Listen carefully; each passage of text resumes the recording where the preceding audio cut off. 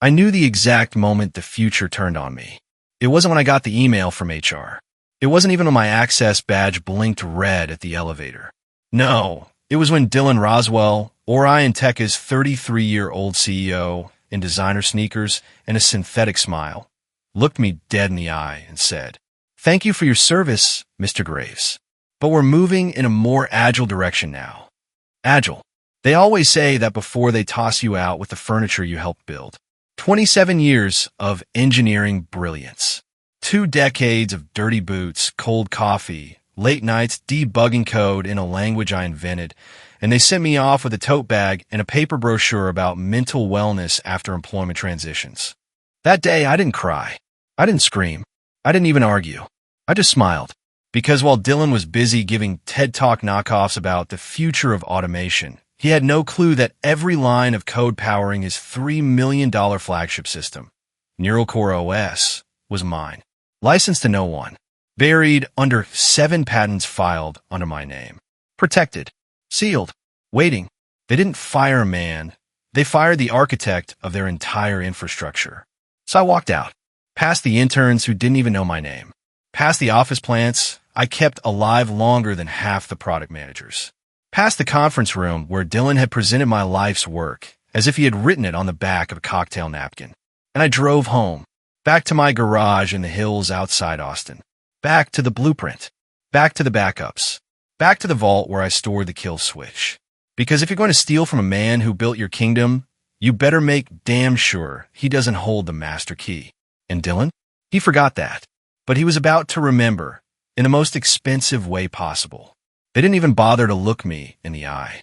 When I walked into the morning meeting, the one Dylan Roswell had called mandatory for all senior engineers, I already felt a shift in the air. There were no handshakes, no nods, no coffee waiting at my usual seat.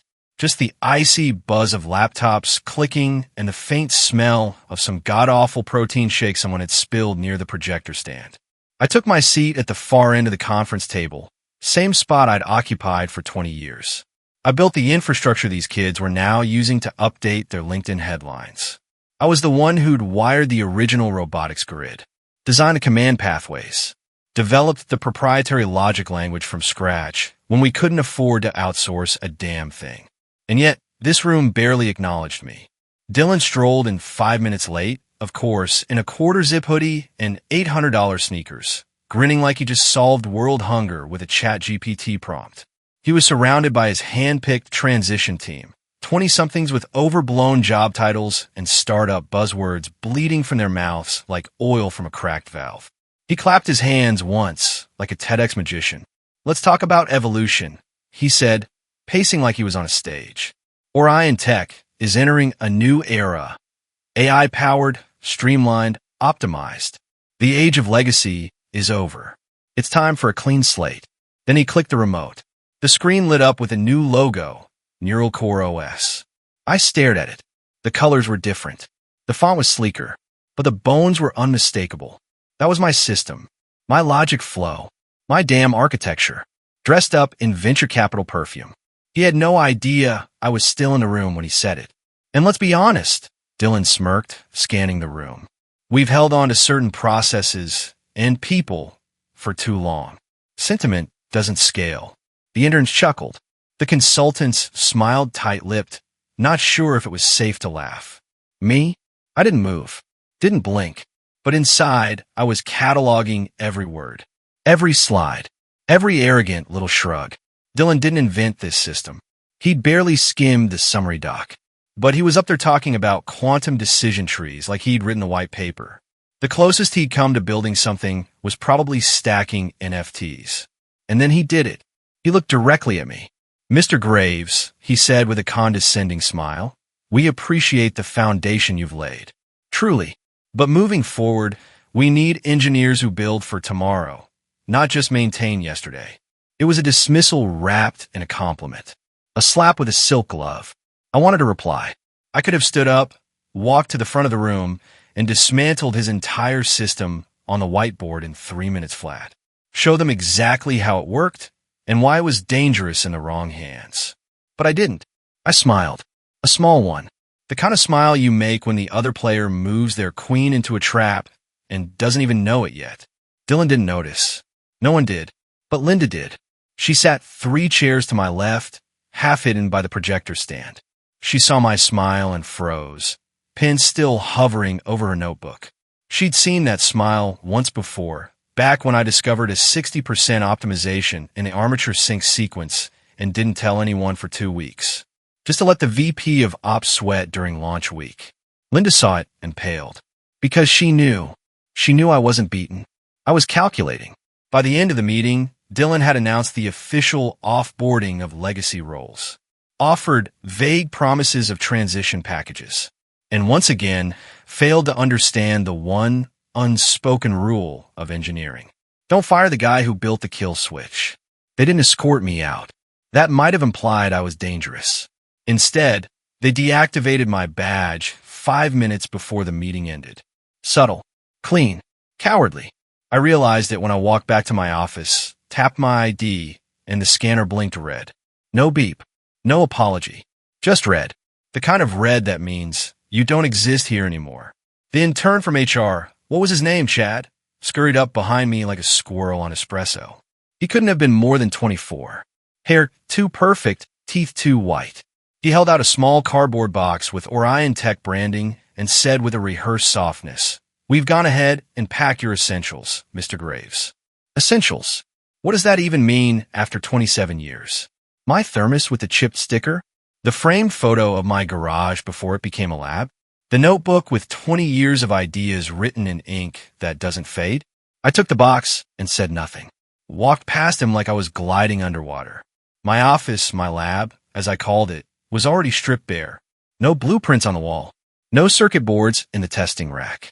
Just a blank monitor and a cheap Lysol scent trying to erase me like a smudge on glass.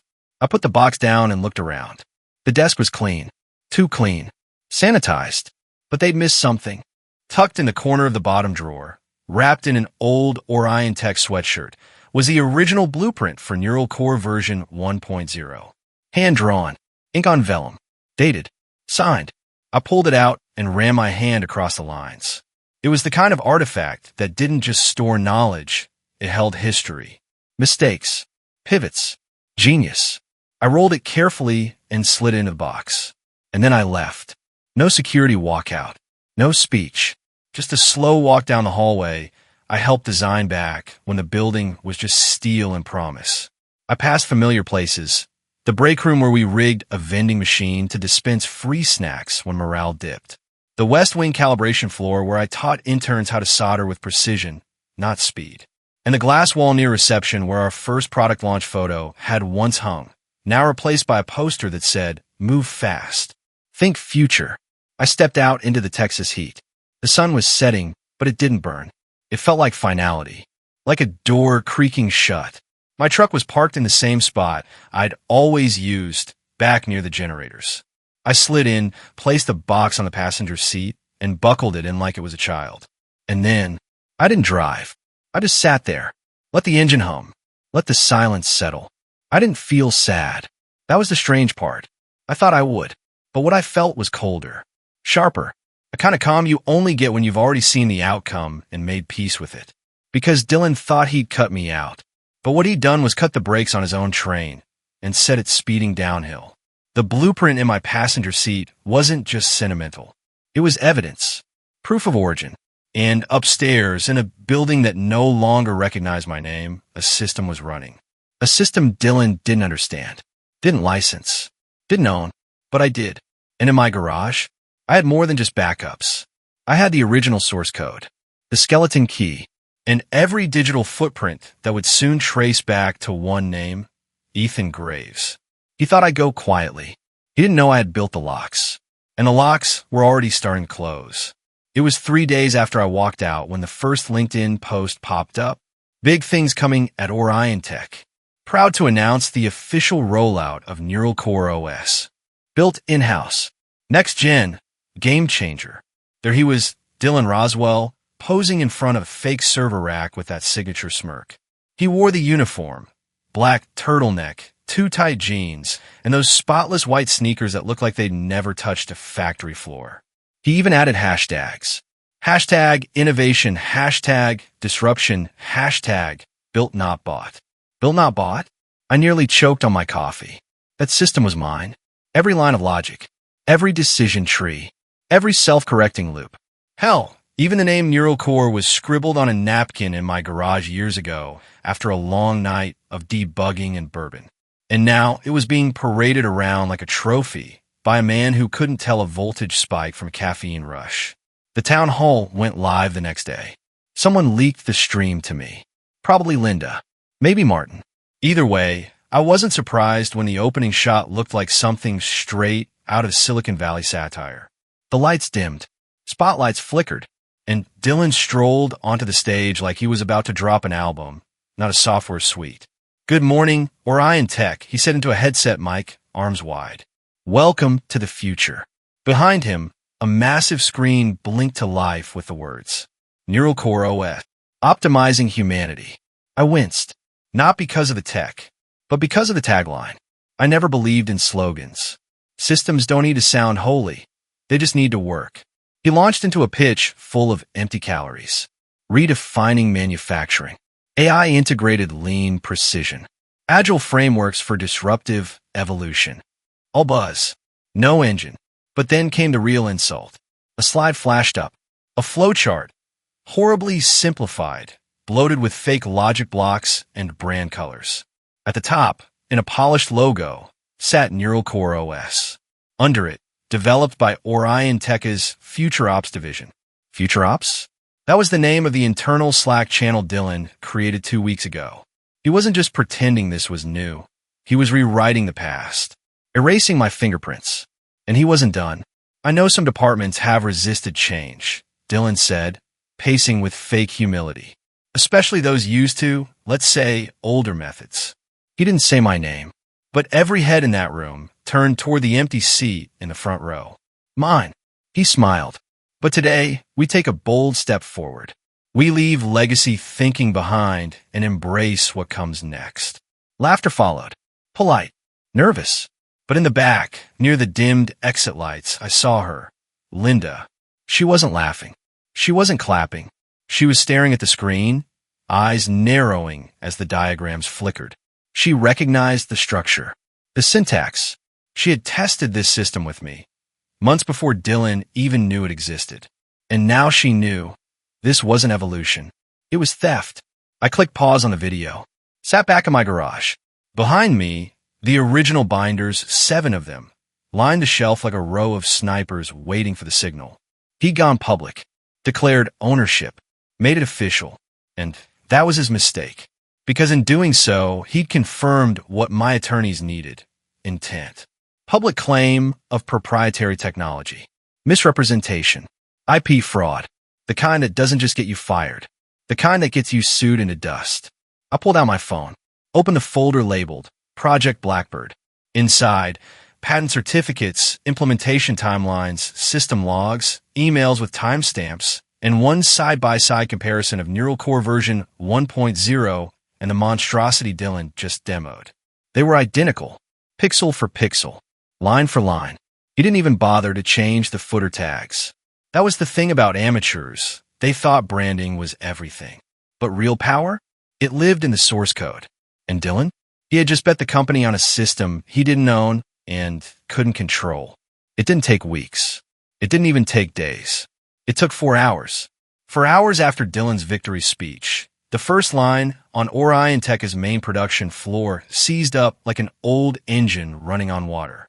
It started small. One of the robotic welders began stuttering, pausing mid-cycle for no apparent reason. The operator thought it was a sensor glitch. Restarted the arm. Nothing. Then came the second unit. Same issue. The logs showed normal activity. No errors. No red flags. But every few commands, the machine hesitated just long enough to throw off the alignment. The result? Dozens of aluminum chassis frames, each warped by millimeters. Just enough to be useless. By 1:45 p.m., 2 entire pallets of rejected inventory had stacked up at the end of the line. Growing pains, Dylan said in the executive Slack channel. New system always needs calibration. But that wasn't the system misfiring. That was Neural Core's defense protocol. I didn't build it to be friendly. I built it to be secure. And when it detects unauthorized tampering, it doesn't scream. It doesn't crash. It quietly fights back. By 3 p.m., the pick-and-place arms began misclassifying parts. A full tray of titanium screws, flagged as plastic caps.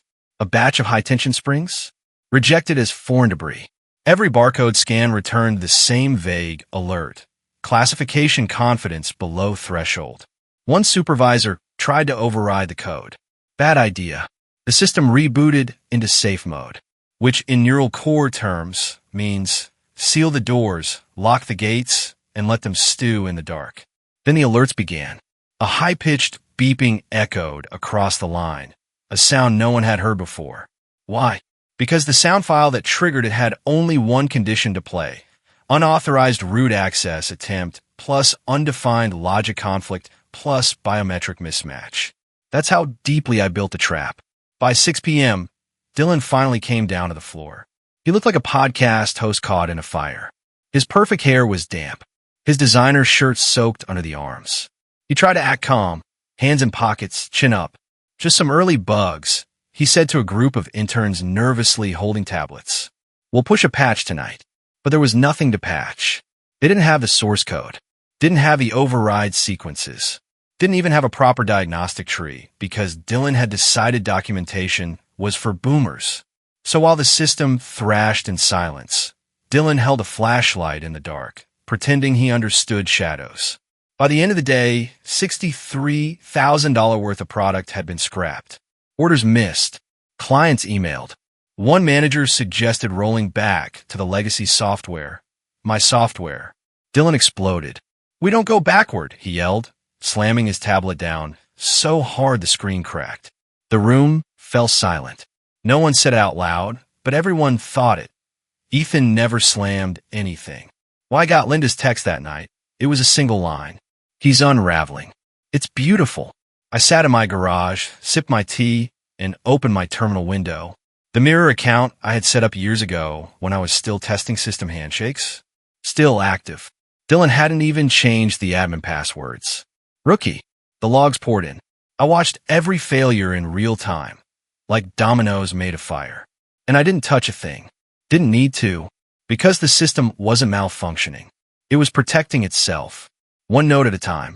Friday morning, a gray, heavy Texas sky hung low over the Orion Tech campus. It should have been the end of a triumphant week, the company's bold step into the next era. Instead, the parking lot was half empty and the security guard didn't even bother checking badges anymore. Why would he? The system wasn't working. The damage from day one hadn't been contained. It had spread. Line 3's robotic welders began fusing parts at the wrong points.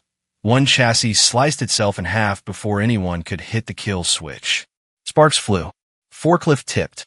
OSHA would have a field day. The logs showed the weld commands had executed perfectly, just not from any identifiable origin.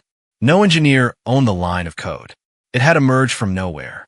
Except I knew exactly where it came from. I'd written that subroutine 5 years ago, designed as a protective failsafe. When unauthorized users initiated a deep override, the system would simulate function, while gradually corrupting efficiency and traceability. By 9:30 a.m., production halted entirely. Inventory tracking vanished. Barcode scanners returned nonsense strings. One package of steel bolts was tagged as banana fiber composite. Another was flagged for radiation concern and sent to waste disposal. A full trailer of premium orders? Gone. Misrouted to a third-party trash processor with no return policy. In just 4 hours, Dylan had lost $112,000 in product, and he had no idea why. He called in consultants, 5 of them, all dressed in matching Tech Bro polos with lean stack embroidered over the heart. They huddled around the central console like surgeons, whispering in acronyms, asking the same doomed question. What is this logic base built in? One guy finally said it. This isn't Java or C++.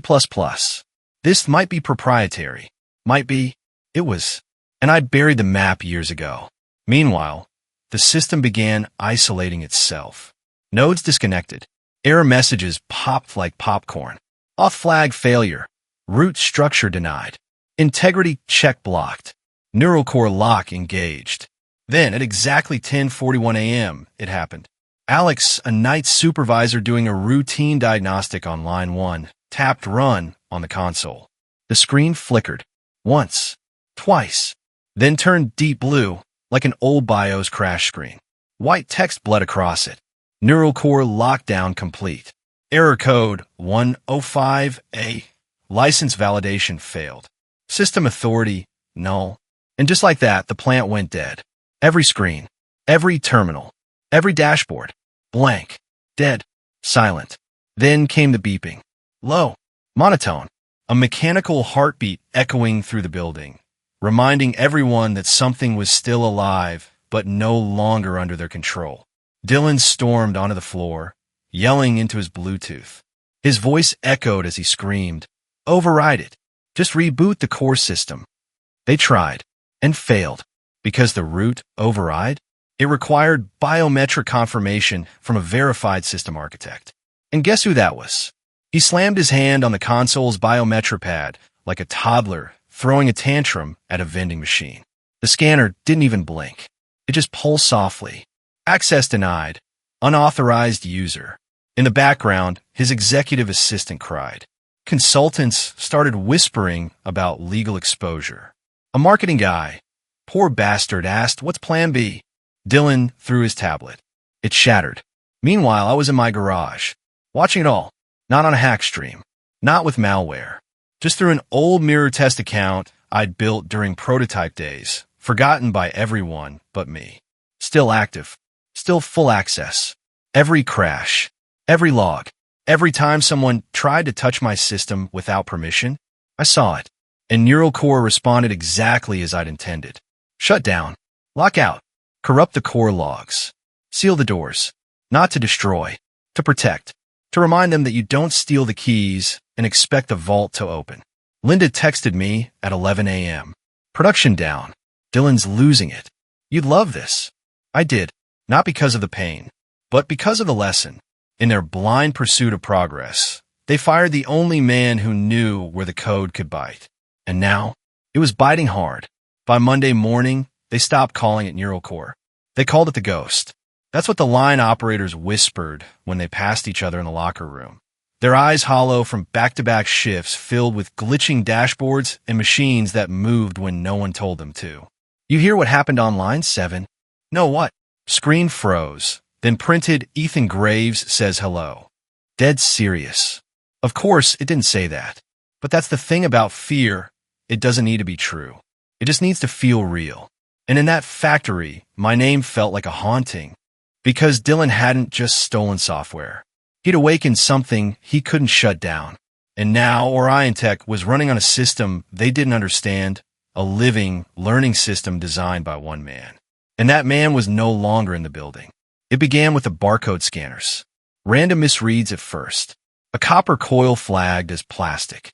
A shipment of brackets rerouted to the shipping bay despite no work order. Then the interface began to change. Not just malfunction, evolve. Icons rearranged. Menus disappeared. Options duplicated.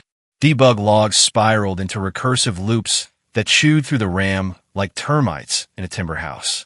The engineers couldn't trace it, couldn't control it, because the system wasn't broken. It was defending itself. Every time they tried to override a command, the software responded with a quiet countermeasure, reclassifying the operator's session, reordering instructions, silently shifting parameters. No errors, just defiance. The consultants started murmuring in the war room. It's adaptive. This isn't just code. It's reactive. Who wrote this logic tree? It's hostile. By Tuesday, one of them said it out loud. Guys, this system doesn't want us here. And they were right. I had designed Neural Core to be lean, self-learning, and, above all, secure. Not for collaboration, not for openness, but for survival. I didn't want it stolen, so I gave it instincts. Guard dogs don't bark when strangers arrive. They bite. And Dylan? He was bleeding from every limb, pretending it was just a scratch. He doubled down. More consultants. More firewalls. He ordered a total code refresh. Big mistake. The system treated the new code like an attack and retaliated. At exactly 2:12 p.m., the inventory servers crashed. Wiped clean. 3 weeks of SKUs, vendor routing paths, client orders, all gone. Replaced with looping shell commands that redirected every query back to the same phrase. Authority required. Keyholder unavailable. The CFO nearly fainted. Legal began murmuring about exposure. The head of HR filed a sick leave request and never came back. Dylan started pacing the halls like a deranged preacher, muttering about data silos and root cause matrices, barking into his Bluetooth headset so loud you could hear him 3 floors down. No one was listening because the employees had already decided the only person who could fix this had been fired. They began to ask questions. What if Ethan left something behind? Did anyone check his old drives? Wait, who designed the baseline again? The myth was growing now. They whispered that I had encoded parts of myself into the system, that the software responded to certain phrases, that somewhere deep in the architecture I was still watching. Let them believe it. Let them believe in the ghost. Linda sent me a message that night. They've stopped using Neural Core in meetings. Now they call it the creature. Dylan's losing it. He yelled at the printer and accused it of mocking him. I chuckled, not because it was funny, but because it was perfect. The system wasn't haunted. It was doing exactly what it was built to do. Identify unauthorized control, protect itself, and hold the keys until the rightful architect returned. And that architect was in his garage, sipping tea, building clay bowls at a local community pottery class. I didn't need to press a button. I didn't need to hack a thing. The beauty of elegant software is that you don't force chaos. You design for inevitability. And a collapse? It had only just begun. By Wednesday, the word glitch was banned from Orion Tech emails.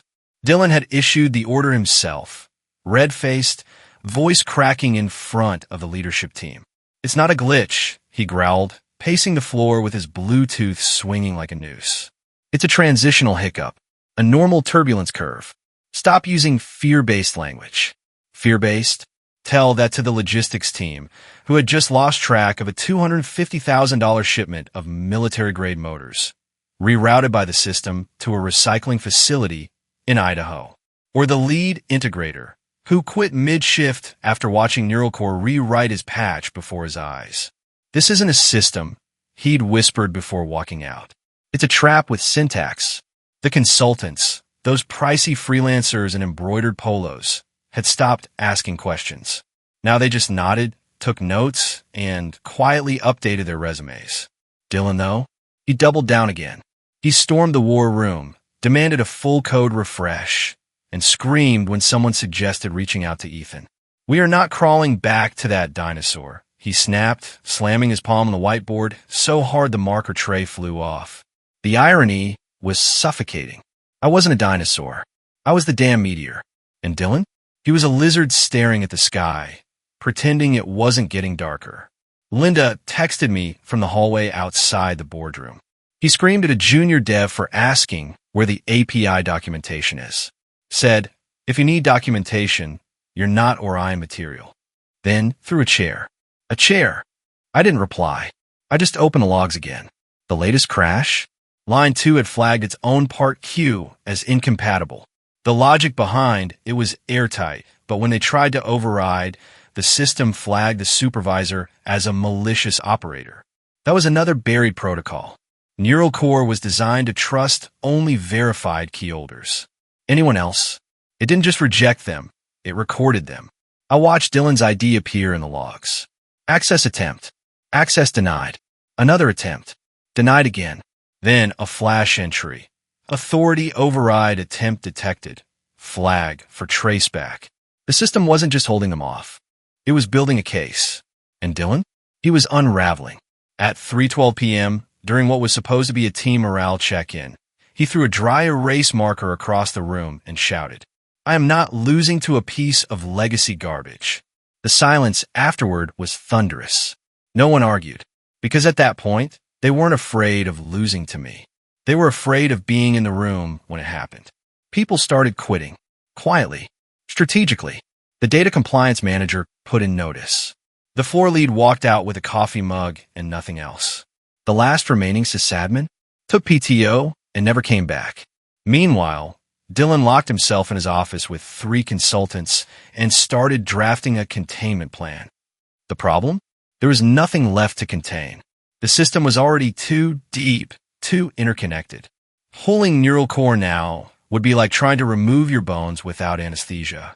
At 5:45 p.m., the entire inventory system collapsed. Flatlined.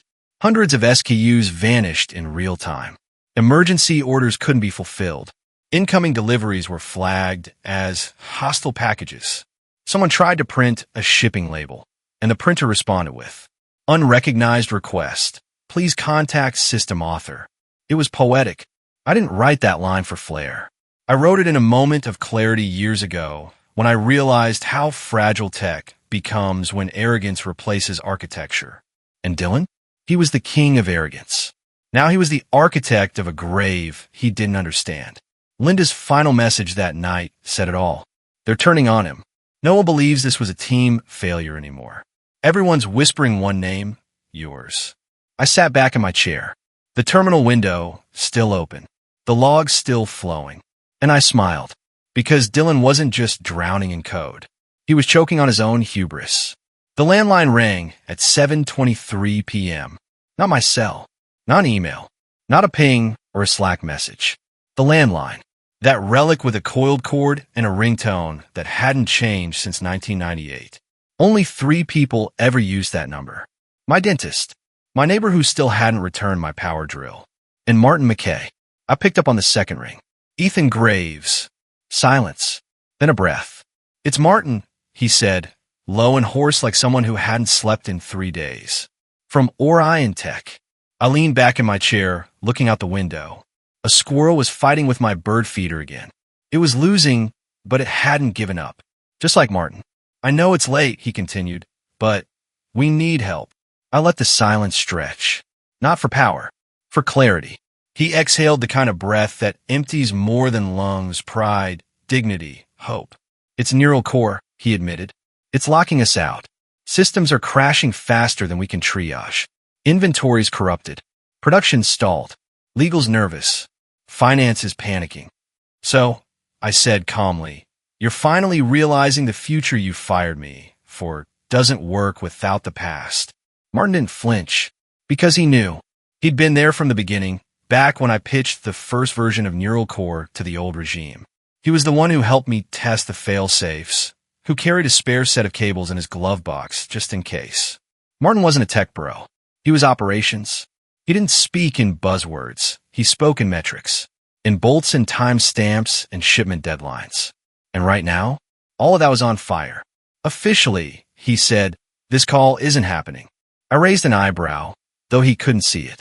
"Dylan doesn't know. He'd never allow it." I chuckled. "Then why are you here?" "Because I'm not going to watch this company bleed out on a concrete floor while Manchild plays CEO in a black turtleneck." I respected that. Martin had always been blunt, reliable. A former Navy logistics man who once drove a delivery truck himself on Christmas Eve because the vendor botched the schedule. So I gave him what he wanted. A pause, and then the terms. "My consulting rates," I said slowly, "are astronomical. I figured. You'll have to liquidate stock options just to afford the email I send. And I may invoice separately for punctuation." Martin didn't argue. "I also don't offer rescue packages for ego-driven failure," I added. "I'm not your white knight. I'm not asking you to be." He sounded tired. Older. Like a man who had just watched his life's work get strangled by buzzwords and broken code. "We need a bridge," he said. "From the old to the new. A way to stabilize. Even for a few days." I turned and looked at my workshop. The old blueprint was still pinned to the wall. Neural Core version 1.0. Right below it, the patent certificate with my name printed in bold. 7 of them in total. All airtight. All legally protected. I didn't need to go back. But I could send them a message. Not with fire. With paper. "Tell Dylan to check the mailroom in the morning," I said. Silence. "What?" "Courier service. Expedited. No email. No fax.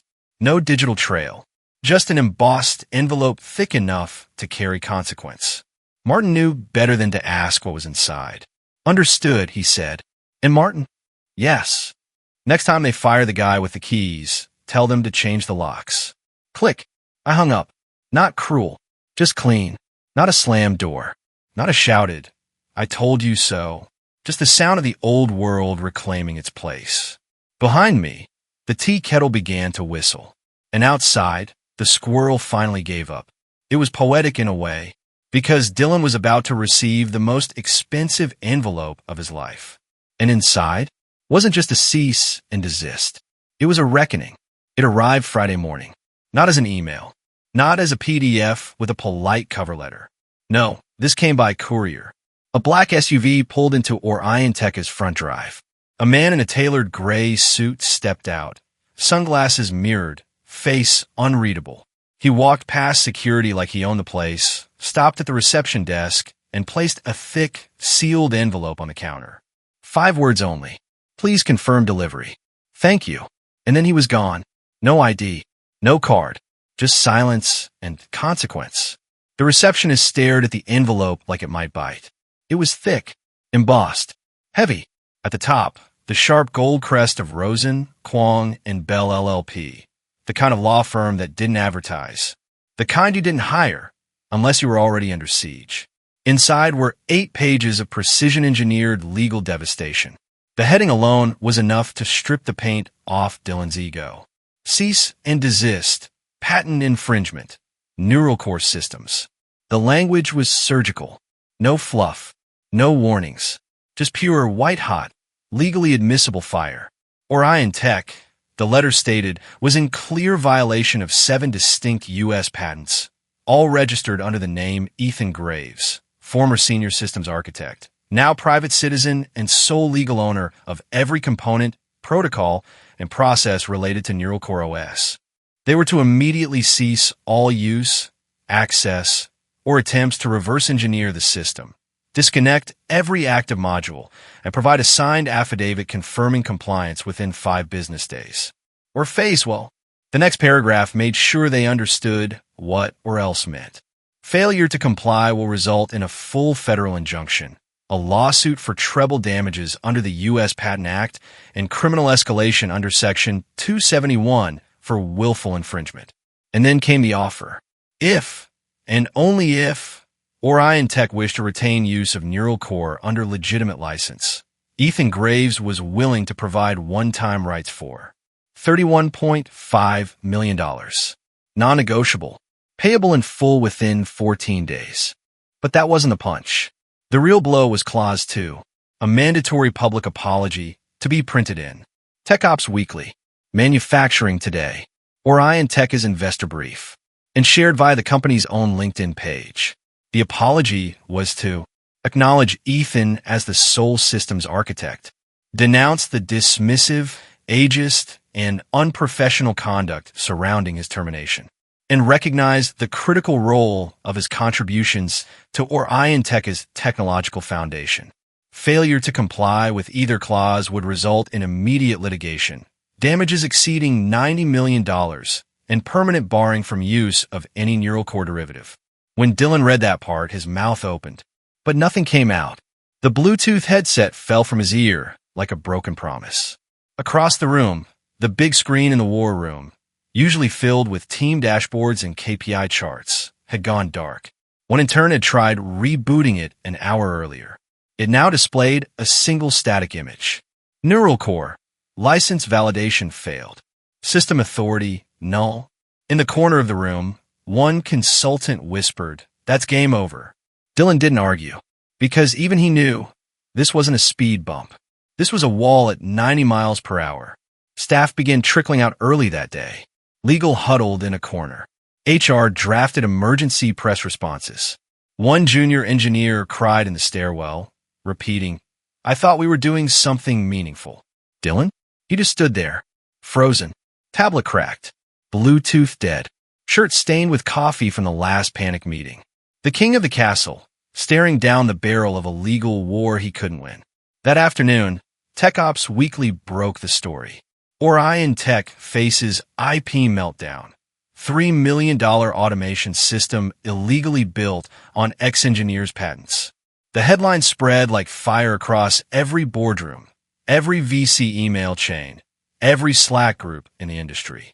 By 5 p.m., 3 investors had pulled funding. By 6 p.m., a private equity firm reached out to begin asset evaluation. And me? I was in my garden, pruning lavender, sipping tea. Linda texted me one line. He's silent. The Bluetooth's unplugged. The war room's dark. And I replied, then the war is over. It didn't end with an explosion. It ended with a blinking cursor. Friday night, 11:46 p.m., Line 1 at Orion Tech, the oldest, most reliable production zone, was dead quiet. The night shift supervisor, Alex, ran a simple diagnostic on the main terminal, trying to make sense of why the 8mm bolts kept triggering phantom alerts. He hit run. The screen flickered once, then again, then flashed blue. Unauthorized integrity check detected, reverting to fail-safe mode. And just like that, the floor went dark. All dashboards, all scanners, all terminals, dark, then back on. But this time, blue screens, white letters, one single message. Neural core system lockdown complete. Error code 105, license validation failed. System authority null. No alarms, no sparks, just silence. And the cold hum of machines realizing they were finally free from command and unwilling to work for thieves. In 90 seconds, Orion Tech lost their entire quarter's production schedule. Not deleted, corrupted.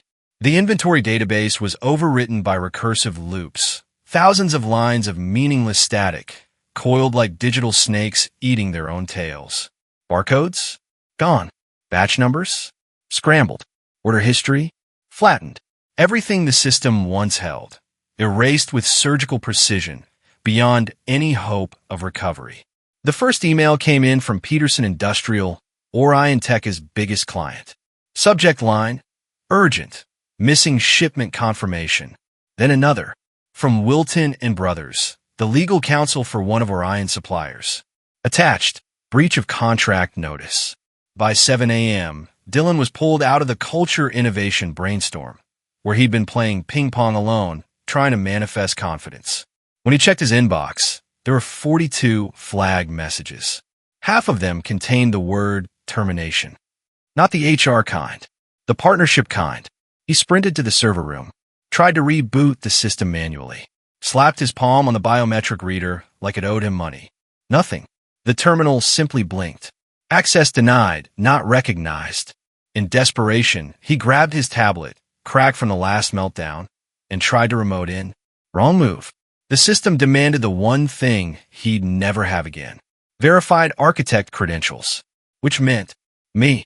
His Bluetooth shorted out mid-call with a consultant. He screamed into dead air like a sitcom villain with no audience. Then he threw his tablet against the wall. It shattered. Again. By noon, the investors called. One from Palo Alto asked, "Did you knowingly deploy a proprietary system without license?" Another asked if he had, quote, installed ransomware by accident. The Austin Business Journal broke the story by 3 p.m. Orion Tech implodes. Unauthorized automation suite triggers legal and operational meltdown. Dylan Roswell, described as young, eager, and catastrophically unprepared, had become a case study in hubris. By 6 p.m., consultants withdrew. Orders vanished.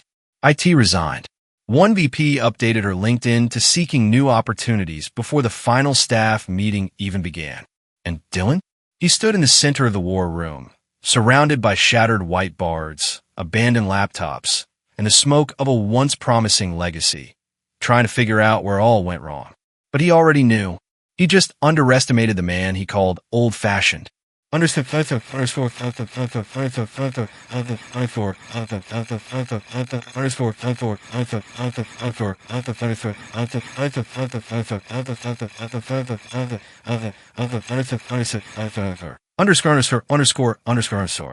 That Sunday, I sat in my garden, tea in hand, tablet in the other. Headline, Orion Tech to liquidate core assets amid licensing scandal. Sources confirmed what I already knew. The company was being sold for parts. The system was unsalvageable. The name tarnished. The board? Gone. And Dylan? Rumor had it he was now taking calls with acquisition consultants, corporate code for fire sale. Linda messaged me. He's selling the company for scrap. You didn't just win. You salted the earth. I didn't reply. I just smiled and sipped my tea. Because NeuralCore would survive. I would thrive.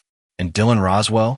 He would spend the rest of his life trying to explain to investors how he lost a multi-million-dollar company.